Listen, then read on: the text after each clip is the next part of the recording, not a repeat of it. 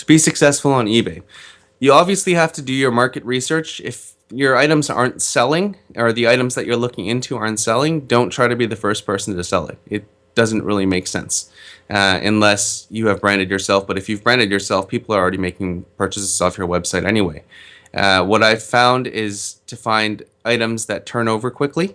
And more than selling on eBay, it's the way that you actually process those items and put it out there because the longer you take to process, the longer it takes to turn over and to continue to buy new stock. So for myself, I budgeted about $60,000, which was a fair amount to start with and not an amount too crazy to break the bank. And eBay was purely experimental. I was doing it because I was working with a company to build out a software for logistics and reverse logistics, but it ended up being pretty profitable. So I put in $20,000, and or sorry, not $20,000, $60,000. My first pallet was $20,000 that I purchased. It was basically a giant box of iPhone 4s and 4Ss, and it was interesting. It took a really long time for the first part to process them. About 30% of them were working. 70% of them had some kind of manufacturer defect. Of that 70%, 20% went back to the manufacturer, got new ones. The other 50, I had to find out how to repair them.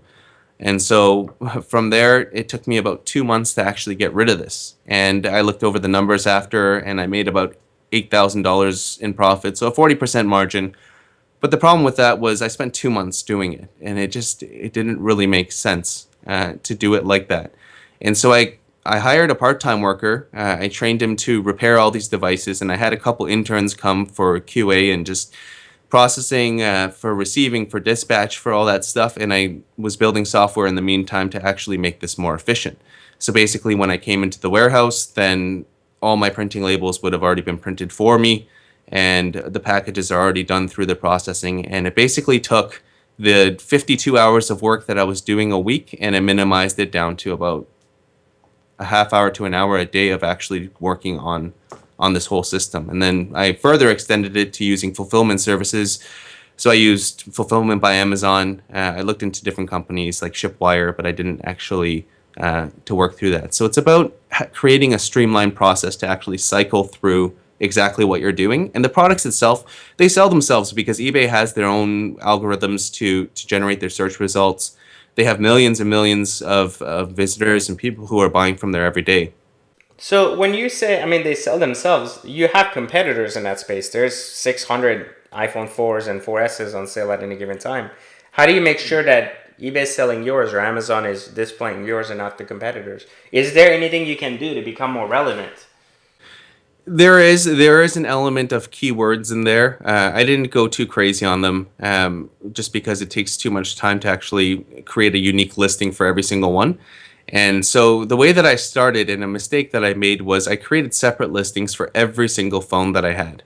And that took a lot of time. And so what I did was I generalized them into different groups, and I created one listing with 140 different items in that one product. And so what I noticed was that as the watchers and the purchases that are made increase, your rank for your eBay post actually rises as well.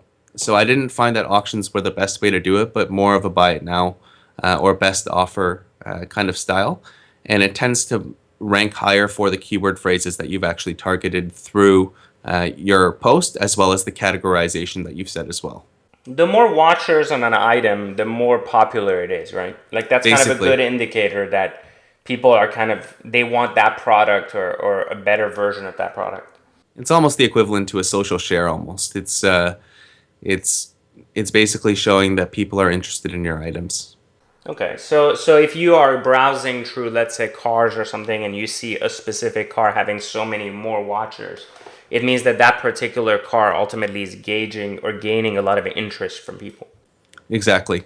Right. So is that a good determination of what products to sell or what things to buy to resell? No, not necessarily. I found that the best way to do that is just using the advanced search function. And you can look for sold items over a set period of time. And from there, you can see how much they sold for. You can further filter them down from the left side down to exactly the item that you're looking for.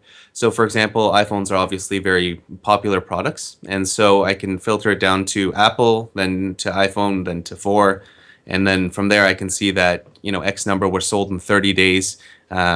And I look through the prices, I see how far apart the dates are from when they're selling, and then from there you can see what works and what doesn't. And so, fortunately, I had suppliers to start with, and so it wasn't too difficult to find a popular item for myself.